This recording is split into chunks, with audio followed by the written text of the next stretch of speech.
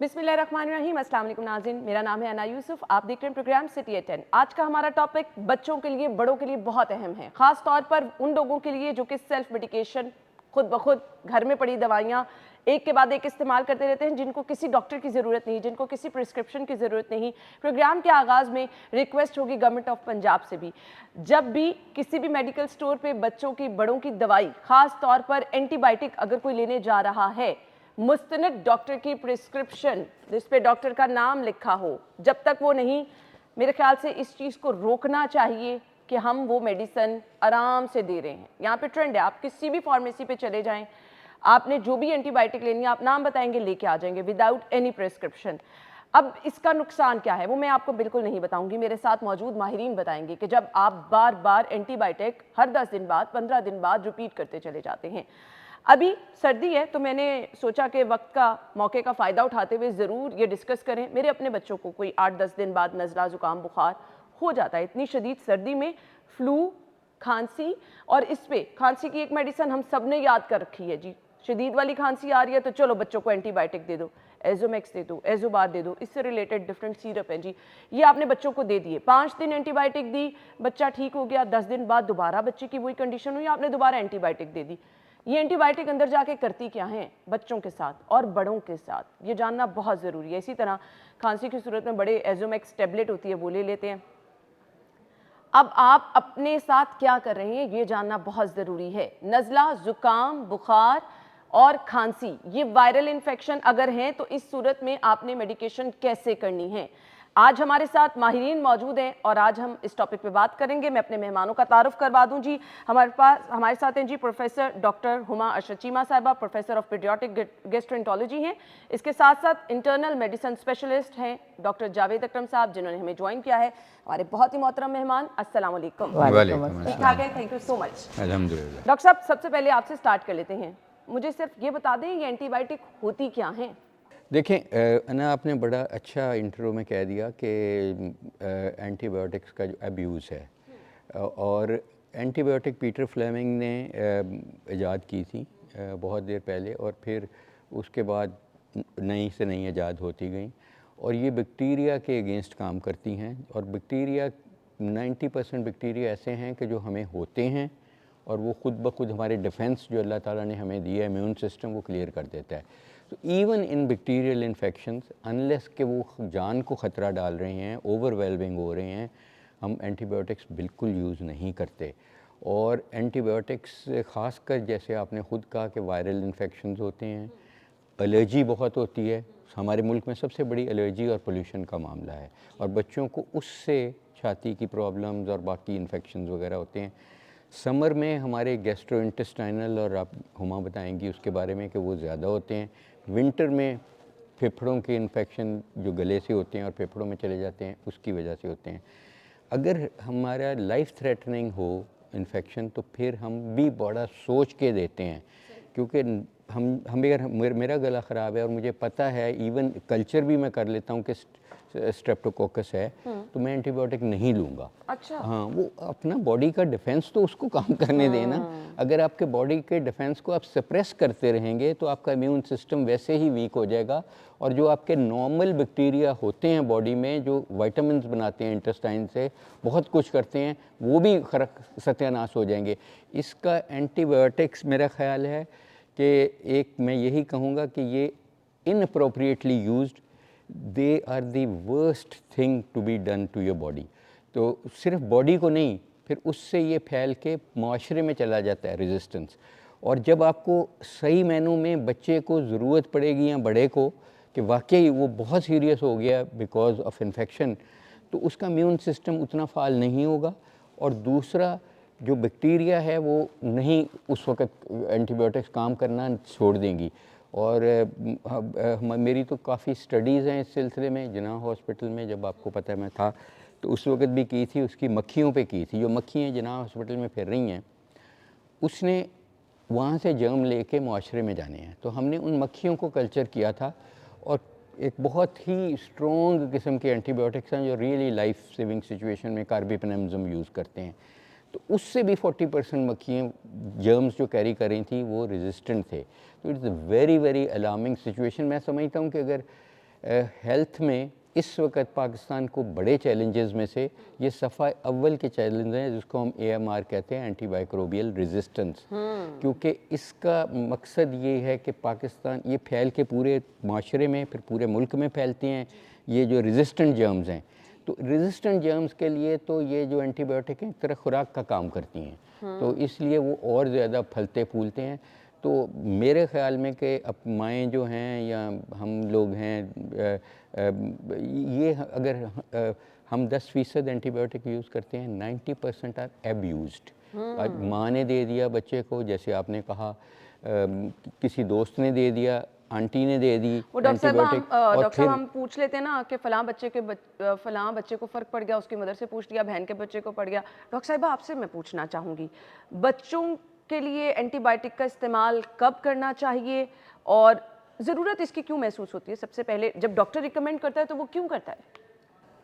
As professor Javed was saying कि majority में it's not indicated, बिल्कुल नहीं ज़रूरत। देखो, हर बच्चे को अपने फर्स्ट ईयर ऑफ लाइफ से 5 ईयर तक 1-2 वायरल इलनेसेस पेट की होनी है, या अप टू पाकिस्तान में up to 3 in the first year. 1-2 respiratory होनी है, बिकॉज दे हैव टू अपनी इम्यूनिटी डेवलप करनी है। उन्होंने इस तरह वो दुनिया में आए हैं, उन्होंने बैक्टीरिया वायरसेस फेस करने हैं, अपनी इम्यूनिटी बनानी है। सो जो ऑलमोस्ट 85% जो इलनेसेस हैं समर में जो आपके पेट से रिलेटेड हैं, जो डायरिया करती हैं, और जो विंटर में आपको रेस्पिरेटरी इन्फेक्शंस करती हैं, वो वायरसेस हैं। एंड आप के अंदर, और दूसरा ये कि अगर एक मदर एंटीबायोटिक इस्तेमाल करती है और 5वें दिन बच्चा ठीक हो जाता है, तो इट्स नॉट बिकॉज वो एंटीबायोटिक के इस्तेमाल से ठीक हुआ, because this is the duration of the illness. 5 दिन हम उनको, माओं को हम समझाते हैं कि अगर आपके बच्चे को नज़ला है, खांसी है थोड़ी सी, आप अपनी बुखार थोड़ा सा उतार लो, थोड़ी सी चलो एंटी एलर्जिक दे दो, जैसे हमारी आपकी बात हो रही थी सुबह। बट अगर आपका बच्चा आफ्टर 3rd-4th डे आपको लगता है कि उसका सांस तेज़ हो रहा है, या लाइक उसकी ब्रीदिंग में इशू हो रहा है, तो yes, go to the doctor, check कराओ। एंड मे बी आपको वरी हो कि जो स्मॉल 5% ऑफ द चिल्ड्रन के जिनके अंदर आपको एक्चुअली निमोनिया जो बैक्टीरियल टाइप है, तो वो अगर हो रहा है तो। अदरवाइज जो मेजॉरिटी टाइम्स आपके बच्चों को वायरल इन्फेक्शंस हैं, और आप अगर अपने वायरल इन्फेक्शंस में रूटीन एंटीबायोटिक देते हो तो क्या होता है? नंबर 1, आप उनकी इम्यूनिटी लोअर करते हो, आप उनकी नेचुरल इम्यून सिस्टम को टेक ओवर नहीं करने देते हो। दूसरा, all studies have shown that after an antibiotic is given, एक बच्चे को आप एंटीबायोटिक देते हो किसी भी चीज़ के लिए, डायरिया के लिए, रेस्पिरेटरी इन्फेक्शन के लिए, 3 weeks later he has to have something more. Yes. Either so exactly after 3 weeks वो फिर किसी ना किसी चीज़ से either some viral or diarrhea फिर से होगा, he'll go back, he'll get another course. So majority of the time बच्चों को multiple courses in 1 year मिल रहे हैं. And if you look at the research, any child who has received more than 2 courses of antibiotic in the first year of life, उसके immune system पे आपने hit कर दी। And also चूँकि आपकी जो bacteria, the good bacteria जो आपकी body को चाहिए होते हैं, आप उनको किल करते हो एवरी टाइम, जिसको हम माइक्रोबायोम कहते हैं इंटेस्टाइन का, जो हमारा इम्यून सिस्टम का जिससे ताल्लुक है। क्योंकि हमारी बॉडी का सबसे बड़ा इम्यून ऑर्गन हमारे GIT है, स्टमक, इंटेस्टाइन, सबसे ज़्यादा बड़ा इम्यून सिस्टम है। आप उसको परमानेंटली ऑल्टर करते हो, नंबर 1। सो आपका future risk of diabetes, future risk of मोटापा, so some of these kids, yeah, so you have 3 antibiotic courses in the first year, you are 35% more likely कि आप obese adolescent या obese adult होगे, आपको diabetes का risk ज़्यादा होगा। so these antibiotics are a disaster. दूसरी चीज़ ये है कि पाकिस्तान में the 3rd leading cause of death, 3rd leading, आप मेन है मैटरनल और इन्फेंट मोर्टेलिटी निकाल दो, और फिर कार्डियोवैस्कुलर जो हार्ट अटैक्स की डेथ है, number 3 cause of death is resistance to antibiotics. आपका बच्चा या आपका एडल्ट दाखिल होता है किसी नमोनिया या किसी ऐसे ज़ख़म से जो उसको हुआ, या उसका डायबिटिक फुट है, या उसको कोई ऐसी इन्फेक्शन है वाइल इन हॉस्पिटल, कोई एंटीबायोटिक जो कल्चर आता है कोई जरासीम का, उस पर एक्ट नहीं करती।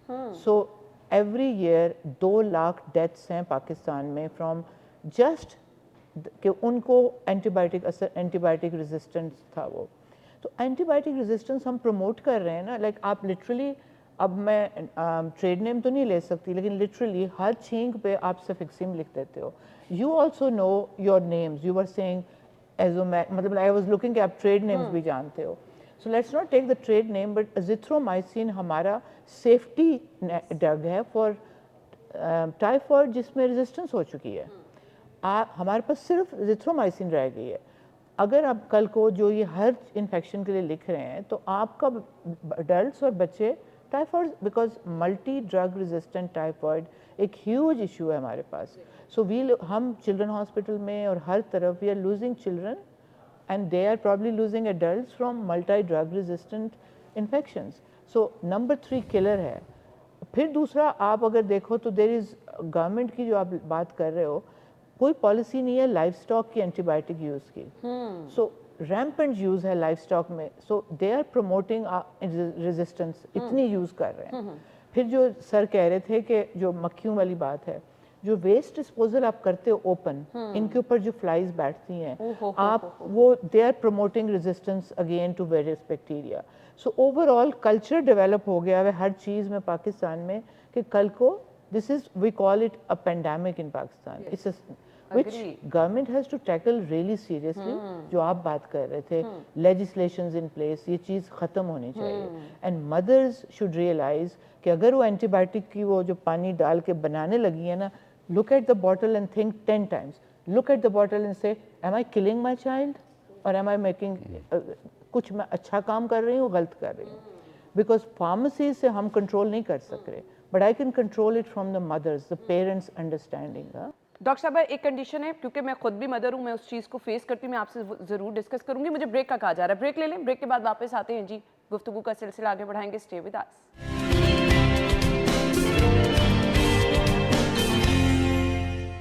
Welcome back once again. Doctor साहब निगरान सेटअप में आप मिनिस्टर भी रहे, तो क्यों इन चीज़ों पे हम नहीं फोकस कर पा रहे कि बगैर प्रिस्क्रिप्शन आप मेडिसिन लेने के लिए जाते हैं, मेडिकल स्टोर पे जाते हैं, आप कोई भी दवाई लेके आ जाते हैं? देखिए ना, कानून है, ड्रग लॉ कहता है कि जितनी भी फार्मेसीज़ आप नहीं, कोई भी जितनी भी फार्मेसीज़ हैं वहाँ एक फार्मासिस्ट होल टाइम होना ज़रूरी है।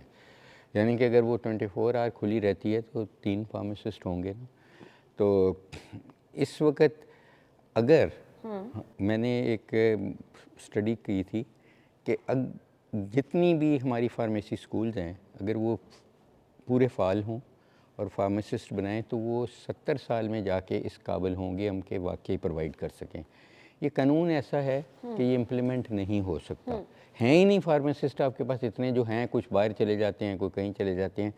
तो फार्मेसी का जो लॉ है या वो बदला जाए उसको। मेरे ख्याल में कि हमारे अननेसेसरी फार्मेसीज़ की क्लस्टरिंग हुई हुई है, मशरूमिंग हुई हुई है। देखें जना हॉस्पिटल है, उधर अपनी फार्मेसी है, मैं उसका चीफ एग्जीक्यूटिव रहा हूँ 5 साल, तो मैंने वो बंद कराई थी। अंदर अपनी फार्मेसी है हमारी, बाहर अक्रॉस द रोड कम से कम 50 या 70 फार्मेसीज़ हैं। आप देखें ना, ये फार्मेसी वो क्या कर रही है। जेल रोड पे आप चले जाएं, ऐसा ही है सर्विसेज के सामने, वो क्लस्टरिंग होती है। देखिए वो जो फार्मेसीज़ है ना, उधर आप जाएँ, आप कैमरा ले जाएं, कोई हिडन कैमरा ले जाएं, आप उन्हें कहें कि मुझे या मेरे बच्चे को गले में ख़राश हो रही है। वो एक हवाई चप्पली पहना हुआ मैट्रिक फेल बंदा होगा, वो कहेगा जी ठीक है, एक आपको पैरासीटामोल का कुछ सिरप दे देगा, कुछ गोली दे देगा, साथ उसके एंटीबायोटिक दे देगा, एक एंटी एलर्जी दे देगा, शायद वो ज़्यादा मेहरबान हो तो एंटी मलेरियल भी आपको दे देगा। मैं आपको ये कह रहा हूँ, तो ये गवर्नेंस फेलियर है बेसिकली। जब मिनिस्टर थे हम लोग, तो हमने यही कोशिश की थी कि इसको इम्प्लीमेंट करें, लेकिन मुझे रियलाइज़ हुआ कि बहुत बड़ा ये माफिया है केमिस्टों का, फार्मासिस्टों का, कि जो इसको नहीं होने देगा। ठीक है, क्योंकि उनकी सेल जो है ना, जो कानूनी सेल है वो शायद 15-20% है। ये वाली इस किस्म की cell, it is not just कि ये शुगर कोई कहता है यार मेरी बढ़ गई है, उसको भी दवाई दे दी जाती है। तो मैं ये समझता हूँ कि जैसे हुमा ने बिल्कुल 100% सही कहा है कि आप ये डिमांड ख़त्म करें। और डिमांड कौन ख़त्म करेगा? मैं करूँगा, आप एज ए माँ करोगी, हम एज ए डॉक्टर करेंगे। और ये जो प्रोग्राम है इसका मकसद ही ये है, मैं समझता हूँ कि माँओं को अवेयर करें, हम इसकी डिमांड ख़त्म करें। हुकूमत के लिए कानून तो है, लेकिन जैसे पाकिस्तान में कानून तो बन जाते हैं, एंटीबायोटिक्स का कानून है कि एंटीबायोटिक मुस्तनद नुस्खे के बगैर आप नहीं ले सकते, लेकिन लेते हैं। आप ये कह रहे हैं कि हम अगर एंटीबायोटिक्स किलोज़ में यूज़ करते हैं ना डॉक्टर, तो जो पोल्ट्री है या आपका ये वेटनरी है वो टन्स में उनकी आती है। 90% जो इंपोर्ट हो रही हैं ये जो वो लाइफ स्टॉक की हो रही हैं और एग्रीकल्चर की हो रही हैं। अच्छा, तो उनको जब तक हम नहीं करेंगे ना, ये मैंने एक उस वक़्त हमने स्टडी की थी कि किस तरह हम कर्ब कर सकते हैं AMR को, एंटी माइक्रोबियल। तो उसमें सबसे बड़ा फैक्टर जो था वो पानी में मिक्स हुई थी इन एग्रीकल्चर, और यील्ड बढ़ाने के लिए मुर्गियाँ ना मरें उनको दे रही थे। जो पोल्ट्री हम खाते हैं, जो बीफ खाते हैं, जो मटन खाते हैं, उनमें भी एंटीबायोटिक है। तो दैट इज़ वन एस्पेक्ट। तो इसकी ट्रांससेक्टोरियल एक कैंपेन होनी चाहिए, और इसके लिए कानून, ये क्योंकि प्रोविंशलाइज हो चुका है सब्जेक्ट, तो प्रोविंशियल गवर्नमेंट को चाहिए कि अब वो इस वक्त, क्योंकि उनके पास लेजिस्लेशन भी है, हमारे पास नहीं थी, हमें तो रोक देती थी ब्यूरोक्रेट हर दफ़ा कि जी ये काम ही नहीं आप कर सकते, बड़े एम्बिशन थे हमारे, लेकिन मोस्टली हमारे पास लेजिस्लेशन नहीं था। We were suppose to conduct election transparent way and go home. तो लेकिन अब तो हुकूमत माशाल्लाह काफ़ी फाल भी है, लेकिन ये चीज़ इग्नोर्ड है। आई होप इस प्रोग्राम के बाद हुकूमत का इस तरफ ध्यान आए कि इसकी इन्फोर्समेंट कैसे करनी है, और ये इन्फोर्समेंट ट्रांस सेक्टोरियल होगी खाली। और फिर सबसे बड़ा, इस वक्त आपके लाखों क्वैक बैठे हैं, और क्वैक्स इतनी ज़्यादा एंटीबायोटिक एब्यूज़ करते हैं कि आप सोच नहीं सकते। वो तो दिहाड़ी उनकी इसी वे लगती है कि फ़ौरन ठीक हो जाए। जैसे हुमा ने भी कहा कि शायद बच्चा या बड़ा ठीक तो हो जाए, लेकिन लॉन्ग टर्म उसकी complication, even abuse of antibiotics can cause cancers, मुख्तलिफ कैंसर्स। इट विल प्रमोट कि जो आपकी डिफेंस चीज़ें हैं ना, जो आपके अपने घट के माइक्रोबियोम और ये वो, उनको ख़त्म कर देगी, फंगस ग्रो होनी शुरू हो जाएगी, कैंसर होना शुरू हो जाएगा। डॉक्टर साहब आप ये कह रहे हैं कि अगर बहुत ज़्यादा इस्तेमाल किया जाए तो ये कैंसर तक आप even it can predispose you to different, specially lymphomas of the gut. अच्छी बली है। मैंने एक स्टडी पब्लिश की थी, और कोई भी आपका देखने सुनने वाला उसको गूगल करे, मेरा नाम और टाइफाइड करे तो मिल जाएगी। PLOS ONE बहुत अच्छा इम्पैक्ट फैक्टर जर्नल है, उसमें पब्लिश की थी। पूरे पाकिस्तान में जो हमारे बात की इंटेरिक फ़ीवर की थी स्टडी, कि इंटेरिक फ़ीवर का पैटर्न देखा था कि क्या है। क्विनलोन्स जो सिप्रोफ्लॉक्सासिलिन टाइप दवाइयाँ हैं, ये सारी ये बहुत अच्छी दवाइयाँ थी, लेकिन इनसे 70% स्ट्रेन वर रेजिस्टेंट। 70%। कार्बिपनम से 10% वर रेजिस्टेंट, जो कि बहुत ही लाइफ सेविंग दवाइयाँ हैं। तो हॉस्पिटल की और कम्युनिटी का डाटा था। फिर एक गुलबर्ग में मैंने रेस्पिरेटरी का किया था कि 80% respiratory infections were either viral और they were allergies, they were not induced by, लेकिन उनको भी एंटीबायोटिक मिल जाती है। तो इसलिए मैं समझता हूँ कि सबसे, वो तो हुकूमत जब करेगी। मुझे आपको, हमारे देखने सुनने वालों को क्या करना है कि बच्चा बीमार है, बड़ा बीमार है, गरारे कराएं, उसकी न्यूट्रिशन सही करें, उसकी इम्यूनिटी बूस्ट करें, ताकि वो उसकी इम्यूनिटी क्लियर करे, बजाय उसको सप्रेस आप कर देते हैं एंटीबायोटिक देके, तो फिर तो उसको कोई छोटा सा जर्म उसके लिए बहुत मुश्किल लाइफ ले जाएगा। मुझे ब्रेक का कहा जा रहा है, ब्रेक के बाद आते हैं जी।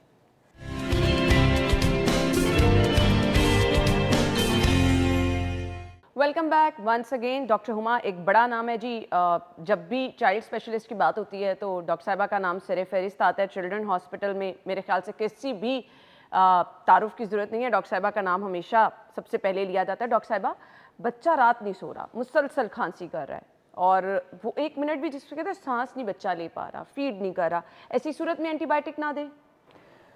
आपने उसकी प्रायर हिस्ट्री भी देखनी है कि मोस्टली अगर उसको बहुत तेज़ बुखार नहीं है, सांस तेज़ नहीं है, और दिन को वो थोड़ा सा बेहतर होता है, और ये दिस इज़ फॉलोइंग ज़ुकाम नज़ले का एपिसोड, तो मोस्ट कॉमनली ये एलर्जिक खांसी है। इसको हम कहते हैं हाइपर एक्टिव एयरवेज। बच्चा लेटता है तो starts coughing, early hours of morning, फजर के टाइम खांस के उल्टी कर देते हैं बच्चे ना कई दफ़ा। So that is not a reason कि हम उसको एंटीबायोटिक दें। नेबुलाइज़र करें, उसको नेबुलाइज करें, उसको ब्रोंकोडायलेटर दें, और डॉक्टर को चेक करा सकते हो।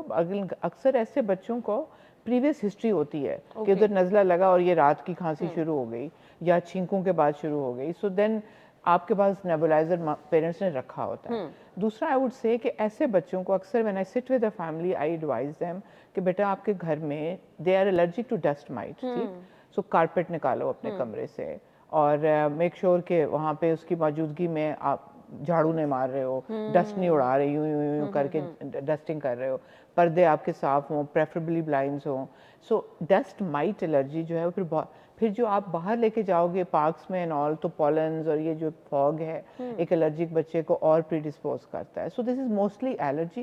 लेकिन वार्निंग साइन सिर्फ ये अपने याद रखो कि अगर बच्चा साथ में तेज सांस ले रहा है, इवन इन एस्थमेटिक चाइल्ड जो सांस तेज इसका हो गया है, उसको हॉस्पिटल लेके जाओ। जब आपको ब्रीदिंग रेट तेज लगे या लगे ये चीज़ जो है ये अंदर जा रही है, अच्छा। जब वो ब्रीथ करता है and he is in difficulty, या यू नो उसको बार बार उठ के वो he is trying to breathe, खींच के सांस ले रहा है, so you need to then visit your paediatrician and see कि ज़्यादा चेस्ट में ज़्यादा तो नहीं ब्रोंकाई जो कंस्ट्रिक्ट हो गए and you beyond the nebuliser, हमें हो सकता है स्टीरॉइड्स देने पड़े, हमें कोई और कुछ देना पड़े, और या इस कंडीशन में खुद से कोई मेडिसिन दे देना ये जो आप बता रही हैं, बिल्कुल I don't think so, not at all. I would not advise कि आप घर में एंटीबायोटिक शुरू करो, नेबुलाइज करो, ट्राई टू स्टेबलाइज हिम, उसको 2-3 दफ़ा ऊपर नीचे नेबुलाइज कर लो, देयर इज नो हार्म, आप अपने नेबुलाइजर से within space of 10 minutes बार बार नेबुलाइज कर लो, it's safe. But then if you think is not getting better, तो आप please antibiotic is not the solution there at all, then you go see your paediatrician, या फिर अगर सांस तेज है तो आप इमरजेंसी ले जाओ, okay, get him examined. But normally ये जो थोड़ा सा जिसमें सांस तेज नहीं है, दिस इज वेरी कॉमन, खाऊं खाऊं खाऊं, सुबह बैठ के उल्टी कर रहा है, but that's just allergic cough mostly. तो इससे परेशान होने की जरूरत नहीं। डॉक्टर साहब ने बताया कि आपने क्या करना है। डॉक्टर साहब, पेन किलर भी बहुत लोग इस्तेमाल कर लेते हैं और एम ही करे जाते हैं, वो उसका भी बहुत ज़्यादा नुकसान होता है। सर दर्द हो रही है, कमर में दर्द हो रही है, फलां डॉक्टर ने कहा था, फलां बंदे ने कहा था कि अच्छा चलो पेन किलर ले लेना, तो पेन किलर क्या करती हैं? देखिए ना, पांचवी बड़ी वजह गुर्दे फेल होने की पाकिस्तान में एब्यूज़ ऑफ एनाल्जेसिक्स और एंटी इन्फ्लेमेटरी है। देखें, मैं कहूँगा अगर किसी को थोड़ी बहुत कभी साल में 2-4 दफ़ा दर्द हो जाए, जिस्म टूटे, तो पैरासीटामोल लेने में हर्ज कोई नहीं। एस्प्रिन नहीं ले, क्योंकि aspirin is not recommended in viral infection वगैरह जो ज़्यादा कॉमन है। तो पैरासीटामोल लेने में तो कोई हर्ज नहीं, डॉक्टर से पूछने की भी ज़रूरत नहीं है, और वो ओटीसी हैं, सारी दुनिया में ओटीसी हैं, लेकिन उनके भी मकदार लिमिटेड होनी चाहिए। ये नहीं कि वो रोज़ की 20-20 गोलियां लेंगे तो उनका लिवर पे इफेक्ट होगा। तो इसलिए एक आधी गोली लेने में कोई हर्ज नहीं है। लेकिन अगर आपको परसिस्टेंट पेन है तो उसकी कोई वजह है ना। पेन जो है ना, वो उसको सप्रेस तब आप करें जब आपको उसकी वजह पता चल जाए। देखें, अल्लाह ताला ने एक निज़ाम पैदा किया है कि आपके कुछ जिस्म में कोई चीज़ होती है तो कोई ना कोई उसकी अलामात हो जाती हैं। तो और खुदा ना खास्ता कोई दिमाग में कोई ऐसे इन्फेक्शन है या दिमाग में, तो उसकी हेडेक होगी, सर दर्द होगी, तो उसको ट्रीट करें, ना कि पेन को। पेन तो हमें अलार्म देती है ना कि ये पेट में दर्द है, तो कोई वजह होगी ना, उसके कोई लुबे में प्रॉब्लम हो गई कहीं। तो इसलिए ज़्यादा ज़रूरी है, अगर आपकी परसिस्ट कर रही है पेन और बार बार हो रही है, इवन आपको माइग्रेनस हेडेक्स हो रही हैं, तो उसको प्रिवेंट करें। प्रिवेंट करने की दवाइयाँ हैं, बजाय इसके कि आप पेन किलर खा के ज़्यादा देर। तो मैं समझता हूँ कि अगर आपकी जब तशखीश हो जाए तो फिर आपको मिलता है पूरा एक रोड मैप। हम कहते हैं जी कई ऐसी दवाइयाँ हैं कि अगर आपको सर दर्द बहुत, शायद सबसे कॉमन पेन हेडेक ही है, अगर बार बार आपको माइग्रेनस हेडेक्स हो रही हैं, तो उसको कुछ उसके पहले साइंस होते हैं कि आपको समझ लगती है कि अब होने वाला अटैक। कईयों को पीरियड्स के साथ होती है, तो उनको मैं कहता हूँ कि कोई सुमाट्रोप्टान या कुछ इस तरह की दवाई हैं हमारे पास, जो खा लें तो वो होने नहीं देगी। अब इस कंडीशन में भी पेन किलर तो ऐसे ही बच्चियाँ लेती रहती हैं। मैं वही कर रहा हूँ ना कि अगर उसको अगर बहुत ज़्यादा अटैक हो रहे हैं तो उनको प्रिवेंट किया जा सकता है बीटा ब्लॉकर से, और बहुत सारी हमारे पास दवाइयाँ हैं, और 90% अटैक्स कैन बी प्रिवेंटेड, ताकि आपकी क्वालिटी ऑफ लाइफ सही रहे। हमारे जो ज़्यादा प्रॉब्लम है ना, वो डिप्रेशन भी बहुत है औरतों में, और वो सर पे पट्टी भी बांध लेती हैं और दबा भी लेती हैं, और वो कहती हैं ब्लड प्रेशर लो हो गया। यहाँ पे मैं कहता हूँ हाई भी हो गया। हाँ, ब्लड प्रेशर लो कोई बीमारी नहीं है। लो है, मैं सबको मुबारकबाद देता हूँ उस मरीज़ को, क्योंकि जी बहुत लोग हैं, मैं कहती मुबारक, क्योंकि एज के साथ उसने बढ़ना है। तो मैं अल्लाह करे मेरा भी इसी तरह लो रहे, तो बहुत अच्छी बात है। तो इसलिए मैं समझता हूँ कि जो भी आपने एनाल्जेसिक लेना है, आप ये देखें कि आपको हो क्यों रही है दर्द, वो उसको खाली रोक देना नहीं काम। अब अपेंडिक्स की दर्द हो रही है तो अपेंडिक्स निकलवाना पड़ेगा ना। तो इसलिए बेहतर होगा कि आप इतना पैसा लगा देते हैं दवाइयों पे, किसी मुस्तनिद डॉक्टर से कंसल्टेशन ले लें, उसको समझ लग जाएगी हो सकता है अपेंडिक्स है, वो अपेंडिक्स निकालना ही पड़ेगा। तो इस किस्म की या हर्निया ऑब्स्ट्रक्टेड आ गया है तो दर्द को नहीं ट्रीट करें, दर्द की वजह को ट्रीट करें। That is very important. अगर डिप्रेशन भी है तो डिप्रेशन को ट्रीट करें ताकि वो हो नहीं। तो इसलिए ये मैं ये समझता हूँ कि ये जो भी माएँ या बीवियाँ या हस्बैंड कर रहे हैं एक दूसरे के साथ, ये मेरा सोने की दवाई दे देंगे, नींद नहीं आ रही, वो एडिक्ट हो जाएंगे। तो ये मैं समझता हूँ कि कोई फेवर नहीं माँ अपने बच्चे को कर रही, कोई बीवी अपने मियाँ को नहीं कर रही और मियाँ बीवी को नहीं कर रहा। अगर वो इस तरह दवाइयाँ कोई पूरा एक उन्होंने पूरी फार्मेसी घर पे बनाई होती है, अच्छा ये ले लो ये ले लो, तो मैं समझता हूँ they are not doing any favour. एक किचन का कैबिनेट मेरा भी पूरी फार्मेसी की शक्ल में, या मुझे खुद उससे भी परेशानी हो रही है कि पूछ के मुझे दवाई देनी है। डॉक्टर साहिबा, बच्चे को नींद की दवाई अक्सर माएँ दे देती हैं, नुकसान है उसका? आई डोंट नो कि ये क्यों देंगी वो, लेकिन बिल्कुल भी नहीं देनी चाहिए। बट हैव यू नोटिस्ड, जो मैं अपने क्लिनिक में देखती हूँ एक बड़ा इंटरेस्टिंग फिनोमेना, मुझे कहेंगी कि ये बड़ा थका रहता है, जो आप बात करें ना डॉक्टर साहब, रोज़ मैं इसको ना वो देती हूँ, पैनाडोल देती हूँ, जिस्म दर्द करता रहता है, ये लड़की ये तो कुछ बड़ी सुस्त है, कुछ काम नहीं करती। Now multiple reasons, one very interesting, कुछ तो रीजंस हेल्थ रिलेटेड है। One very interesting reason is कि अगर वो रात के 12 बजे तक अपने फ़ोन पे टिकटॉक वीडियोस देखेंगे और यूट्यूब देखेंगे अनऑब्जर्व्ड, देन आई से ये सोता ये फलाने, majority even parents are not bothered कि बच्चे को या उनको सही टाइम सोना है। So everybody in Pakistan has got no sleeping time. 12 बजे सो रहे हैं, मतलब बिजनेस कम्युनिटी तो आती रात को है और उनके बच्चे सारे उनको मिलते हैं और 1 बजे तक जागते रहते हैं, फिर वो सारा दिन स्कूल में सोते हैं, उनके जिस्मों में दर्द होती है। And they are on this social media, tick tick tick tick. Even in my clinic while the mother is talking, उसको छोटे को फ़ोन दिया है, टिक टिक टिक टिक करे चला जा रहा है। सेकेंड, वैसे हेल्थ रीजंस भी हैं, but I look at mothers and children, हमारी जितनी आयरन डेफिशिएंसी है ना पाकिस्तान में, मतलब इट्स फिनोमिनल। हर औरत, हर बच्चा, it's so much iron deficiency, anaemia जो है। अब अगर आप आयरन डेफिशिएंट हो, आपका जिस्म भी दर्द करेगा। विटामिन डी डेफिशिएंट हो, which is also pretty common, तो भी आपकी बॉडी एक करेगी। बट आयरन डेफिशिएंट भी हो, फिर आपकी इम्यूनिटी भी कम होएगी, आप थके भी रहोगे। और एज सो मदर्स, चिल्ड्रन, ना स्लीपिंग आवर्स है, ना न्यूट्रिशनली वो प्रॉपर है, और न्यूट्रिशनली नहीं है प्रॉपर, लेकिन women आर गेटिंग फैटर, वो obese हो रही हैं एज और एक्सरसाइज कोई नहीं।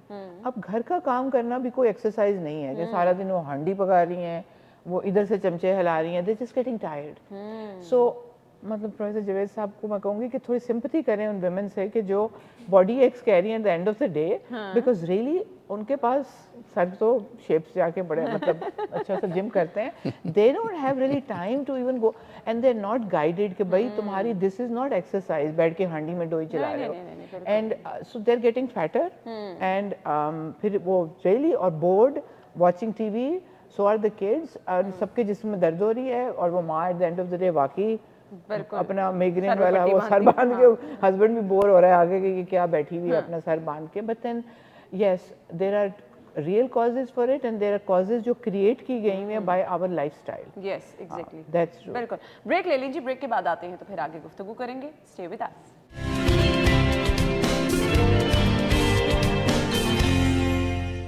Welcome back once again. गुफ्तगू का सिलसिला आगे बढ़ाएंगे। बचपन से डॉक्टर साहिबा एक मैं बात सुनती आ रही हूँ, पहली सर्दी है बच्चे नू बचा के रखो, सर्दी लग गई तो फिर ये बच्चा सारी जिंदगी सर्दियों में बीमार हो जाएगा। ये मिथ है कि this is a myth, it's a total myth. सबसे बड़ा एक और मिथ है कि इन्हू नवाना नहीं, सर्दी लग जानी है, इन्हू निमोनिया हो गया सी जो मैं नवाया सी।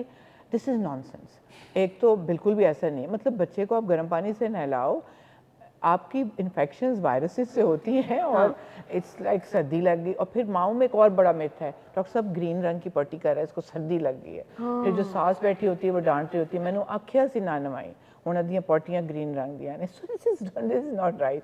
और पहली सर्दी है जी, आई मीन यस, किड्स जो छोटे बच्चे हैं उनका सरफेस एरिया ऐसा होता है, सर से आपने बाल भी उतारे होते हैं, उनको आपने प्रोटेक्ट तो करना है ना, ठंड में तो नहीं डाल देना। सो दे आर प्रोटेक्ट। आप उनको कपड़े पहना के रखो। छोटा baby needs an ambient temperature जो बिल्कुल एक हमसे थोड़ा सा ज़्यादा है। डॉक्टर साहबा इतनी लेयरिंग बच्चों को कर इतनी देते ज़्यादा हैं। लेयरिंग करते हैं। द वर्स्ट थिंग इज़ कि वो स्वेट करता है। तो जब मैं उसको एग्जामिन कर रही होती हूँ, मैं टोपियाँ उतार रही होती हूँ, तो वो जो स्वेटिंग है उससे फिर टेम्परेचर और डाउन होता है। And the child is likely to not do well कि अगर आप पहले उसको पसीना आता है फिर हम उसके कपड़े, they are all sweating in the over warm. Pakistan में मैंने हार्डली कोई बच्चा देखा है जो माँ लाती है जो अंडर क्लोथ है, they are over cloth. So the chances कि उसको सर्दी लग रही है इज अनलेस खुदा ना खास्ता कोई बच्चे की या माँ की मतलब कोई अवेलेबल नहीं है या वो अनाफ, बहुत रेयर है। बट मदर्स डू अंडरस्टैंड कि बच्चे को वार्म्थ चाहिए, फिर वो ओवर वार्म करती हैं, नहलाती नहीं है। इस सर्दी में बच्चे को नहला दें? एब्सोल्युटली, गर्म पानी करो, उसको नहलाओ, he will sleep better, he will be cleaner, उसको कम इन्फेक्शन होगी। या please give them a bath. इस चीज से तो बिल्कुल बाहर निकल जाए। अच्छा, वैसे हम भी डॉक्टर साहब अपने बचपन से ये सुनते, पहली सर्दी लग गई ना तो बच्चा सारी जिंदगी बीमार है। Total myth. इस तरह के इतने मजे मजे के मिथ है ना, आप मतलब सुनो तो।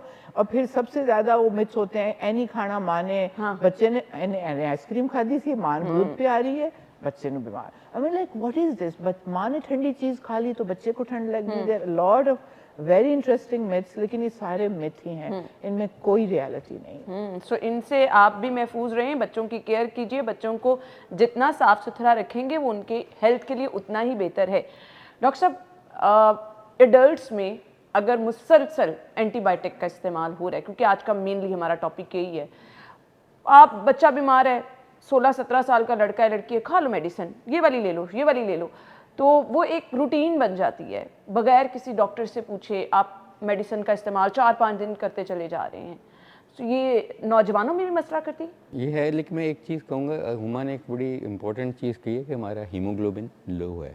मतलब जो खून HB लेवल, और उसकी वजह आयरन डेफिशिएंसी है ज़्यादातर।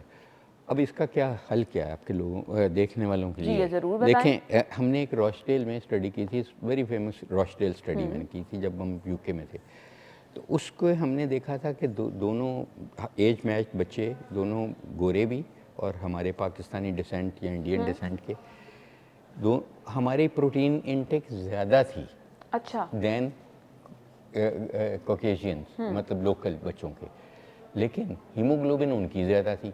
उसकी फिर हमें एक वजह ये लगी थी कि रोटी, चपाती, जो चपाती हम गोश्त खाते हैं चपाती के साथ, या बच्चों को भी चपाती के साथ खिलाते हैं, तो उसमें फाइटेट्स होते हैं जो बाइंड कर लेते हैं आयरन को, अब्जॉर्ब नहीं होने देते, आपके स्टूल में निकल जाता है। तो इसलिए मैं हमेशा अपने यंगस्टर्स को, बच्चों को कहता हूँ, खासकर जो कहते हैं जिनकी हीमोग्लोबिन, कहता हूँ आप रोटी अगर खानी है तो अलहदा खा लिया करें, लेकिन आप चावलों के साथ खाएं या आप आलू के साथ खाएं जैसे गोरे खाते हैं। वो आलू, मछली और ये उनकी, तो आलू में क्योंकि विटामिन सी होती है तो वो ज़्यादा होती है, फैसिलिटेट आपकी आयरन एब्जॉर्प्शन।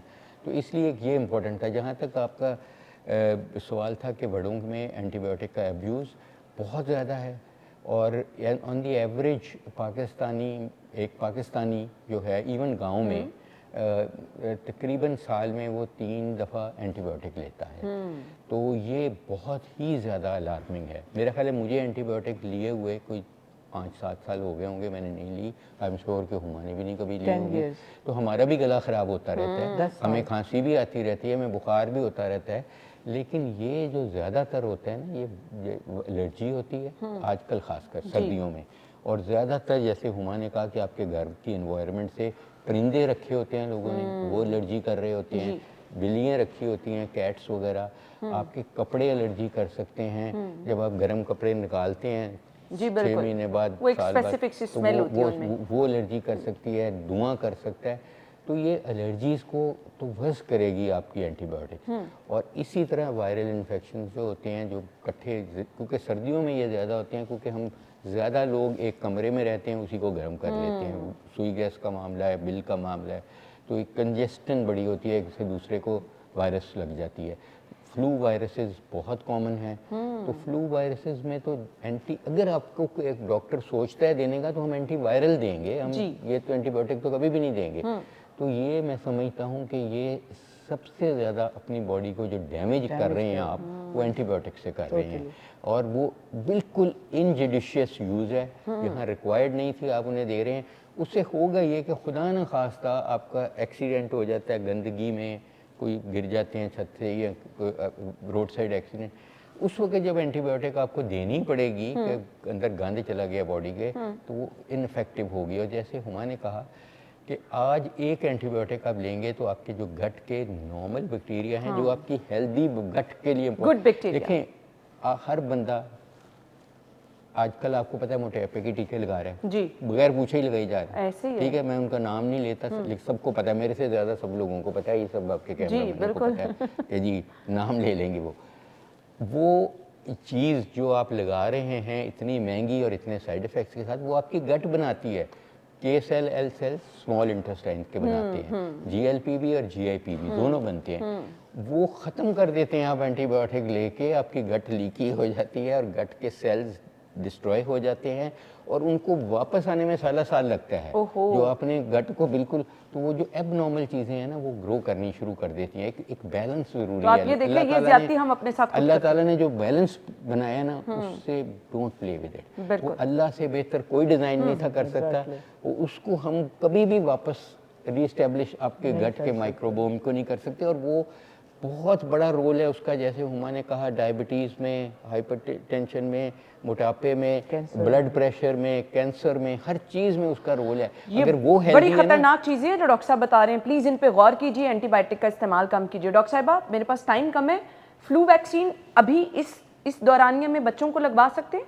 या यू आर लिटिल लेट अगर अभी लगा रहे हो, लेकिन जनरली हम विंटर शुरू होने से पहले रिकमेंड करते हैं। जो उस साल वर्ल्ड वाइड सबसे common flu, because it keeps changing, आपकी स्ट्रेन चेंज होती है, ये वायरसेस चेंज होते रहते हैं, तो आपको दोबारा जो उस वक्त कॉमनेस्ट स्ट्रेन है वर्ल्ड का, वो आप राउंड अबाउट अक्टूबर सितंबर आप लगवाते हो, ताकि आपको विंटर आपकी, ये हर फ्लू से नहीं प्रोटेक्ट करता। मैं पूछने वाली थी, बच्चों को फ्लू बिल्कुल नहीं होता इसके बाद? नहीं, ऐसा नहीं है। ये सर्टेन स्ट्रेन्स हैं जो ज़्यादा बुरे हैं, एल्डरली के लिए भी और बच्चों के लिए भी, सो उनको प्रोटेक्ट करता है, लेकिन सारे तो नहीं। अब बहुत सारे पैरा इन्फ्लुएंजा और दूसरे वायरसेस हैं जो इलनेसेस, फिर भी एडिनो वायरस भी कर सकता है, इलनेसेस कर सकते हैं, लेकिन वो जो सीवियर फ्लू वायरसेस हैं जो उस वक्त, जो उस साल के सबसे कॉमन है, उनके लिए it will protect you. So I think लगानी चाहिए। सिर्फ you have to be careful obviously कि ये लाइव वैक्सीन होती हैं, तो कुछ बच्चे जिनमें इम्यून डेफिशिएंसी होती है वो नहीं लगा सकते, बाकी सब लगा सकते हैं। But one more thing which I did want to say to you is regarding the use of, हम सिर्फ ब्लेम नहीं कर सकते पेरेंट्स को या फार्मेसिस्ट को। आई वुड से कि हमारे अपने डॉक्टर्स भी बहुत लिखते हैं। सो अगर मैं एक बच्चे की फाइल देखती हूँ जो मेरे पास आता है, तो आई सी के 1 साल का बच्चा या 2 साल का, उसकी मल्टीपल विजिट्स हैं टू हिज चाइल्ड स्पेशलिस्ट, और हर विजिट पे एक एंटीबायोटिक तो जनरली लिखी होती है। सो आई थिंक इसमें parents are not to blame just, and pharmacies only are not to blame, the system और, बट हम डॉक्टर्स भी ओवर प्रिस्क्रिप्शन के मारे हुए हैं Pakistan. Exactly. So we are over prescribing, that is why ये circuit जो है वो इस तरह चल रहा है। So we should also look into that. बच्चे को इंजेक्शन लगवाना चाहिए? बिल्कुल भी नहीं लगवाना चाहिए। एंटीबायोटिक के टीके आर द, अगेन वो आपने अच्छा हुआ मेंशन किया है। अगर एक डॉक्टर आपको कहता है ना आप कि इसको आप ये, मैं इधर टीका लगाता हूँ कल दोबारा out, think twice about it, because अगर वो इतना बीमारी नहीं है कि हमें हॉस्पिटलाइज करना है, इन एनी केस आपको टीका लगाने की बिल्कुल ज़रूरत, उसका कोई एडवांटेज नहीं। आप कहें कि डॉक्टर साहब हमें सिरप दे दें, हमने टीका नहीं लगवाना, अपार्ट फ्रॉम द फैक्ट के risk of hepatitis is there, पता नहीं नीडल ठीक है कि नहीं है। एंटीबायोटिक को आप टीके, एंटीबायोटिक की अपने रिएक्शंस हो सकते हैं, जिस तरह आप ब्लड लगाने को मजाक नहीं समझते हम, एंटीबायोटिक के टीका भी मजाक नहीं, रिएक्शन से आप उधर ही सेंसिटिविटी हो सकती। ओरल इज सेफर स्टिल, मतलब आपको मुझे ओरल दे दें, लेकिन आपका रिएक्शन हो सकता है, इट्स यूजलेस, हेपेटाइटिस या किसी और वायरस की ट्रांसमिशन हो सकती है। बिल्कुल मैं इसको एक्सेप्ट नहीं करती अननेसेसरी इंजेक्टिव। डॉक्टर साहब, बड़ों में इंजेक्शन, लोगों को लगता है ना इंजेक्शन लग गया तो सुकून हो जाएगा, आराम आ जाएगा फौरन, जल्दी दवाई खाने से नहीं आराम आएगा। देखें, एक्चुअली डॉक्टर्स जो हैं, हम सारे जो क्वालिफाइड डॉक्टर्स हैं, दे सकम टू प्रेशर माँ बाप का या बीवी का या अपना उनका, कि वो चाहते हैं कि हम 1 या 2 दिन में ठीक हो जाएं, ऐसे और ये वो समझेंगे कि अगर एंटीबायोटिक हमने नहीं दी, वो किसी और डॉक्टर से लिखवा लेंगे या खुद खा लेंगे कि जी उन्होंने नहीं दी। अब उनके उसका हल क्या है? हल ये है कि डॉक्टर्स के पास थोड़ा टाइम हो, वो उनको एक्सप्लेन करें, उनको कॉन्फिडेंस में लें, उनको एजुकेट करें। इस ये हमारी कमज़ोरी है अगर हम नहीं करते। अगर लाइन लगी हुई है तो फिर हुमा आई नो माशाल्लाह इसकी सबसे बहुत बड़ी प्रैक्टिस है, तो शी वर्क्स टिल 2 AM और वॉट एवर। उसका मतलब ये है कि ये टाइम दे रही है, ये उनको सबको भुगता सकती है 1 घंटे में। बिल्कुल, she doesn't, she counsels them, तो that is much more important than that prescription. वो तो लिखना ईजी बात है। मैं तो कई दफ़ा मरीजों को बिलीव नहीं कहता हूँ, वो खुद ही शुरू हो जाते हैं, ये दे दियो वो। मैं कहता हूँ जी ए पेंसिल ले लो, ए प्रिस्क्रिप्शन तकलीफ कर लो। वो ऑनेस्टली मैं कहता हूँ, फिर वो शर्मिंदा होते हैं That कि नहीं happens, नहीं that नहीं, definitely ऑनेस्टली मैं happens. उन्हें हमेशा कहता हूँ कि ये पेंसिल ले लो, कि लिखो आप ही। अच्छा, ये उनको भी लोग, हमारी पब्लिक अवेयरनेस बहुत इम्पॉर्टेंट है। हमारी अनफॉर्चुनेटली इधर नहीं है पब्लिक अवेयरनेस। हमारी एजुकेशन नहीं सिखाई जाती हमें बिल्कुल आप ठीक कि है, हमने बीमार भी होना है, हमने भी होना है, हमारे बच्चों ने भी होना है, हमारे बुजुर्गों ने भी होना है। तो इसलिए मैं समझता हूँ कि अगर हम प्रिवेंटिव एस्पेक्ट्स करें, जो अपनी इम्यूनिटी बेहतर करें, अपने घर का माहौल बेहतर करें, वो ज़्यादा। हमारा तो मज़हब इतना खूबसूरत मज़हब है कि मैं जितनी भी तारीफ़ करूँ कम है, कि सफाई निस्फ़ ईमान है। वो सफाई अगर आप अपनी ज़िंदगियों में ले आए ना, तो आपको एंटीबायोटिक की कभी ज़रूरत ये नहीं सबसे पड़ेगी। बड़ी बात आपने कही, हैंड सारे वॉशिंग, मसाइल हल। हाथ धोना, खाने से पहले, खाने के बाद, ये आपको टाइफाइड का चांस बहुत कम हो जाएगा। टॉयलेट जाने से बाद अपने हाथ धोने और किस तरीके से धोने, ये भी हजूर सल्लल्लाहु अलैहि वसल्लम ने बता दिया जी, हुआ है। बिल्कुल। तो मैं समझता हूँ कि अगर ये हम चीज़ें करें, जूती उतार के घर में जाना है, जूती से आप जरासीम ले जाते हैं, बिल्कुल। ये छोटी छोटी चीज़ें केयर करें। अगर आप बच्चे को वाकया ही प्यार करते हैं, उससे दीवानगी है आपको माँ के तौर पे, तो ये कर लें, तो आपकी भी ज़िंदगी और बच्चे की भी और पूरे घर का माहौल बहुत बेहतर। आई लव पीपल, जहाँ मैं कई दफ़ा जाता हूँ अफसोस करने, किसी के डेथ हो जाती है, तो वो जूतियाँ कहते हैं कि हम इस घर में नहीं करते, बाहर रखी होती हैं उन्होंने, अंदर की दूसरी जूतियाँ रखी होती हैं। तो that is a very good thing. बिल्कुल ऐसे यू नो, ये कॉन्शियसनेस।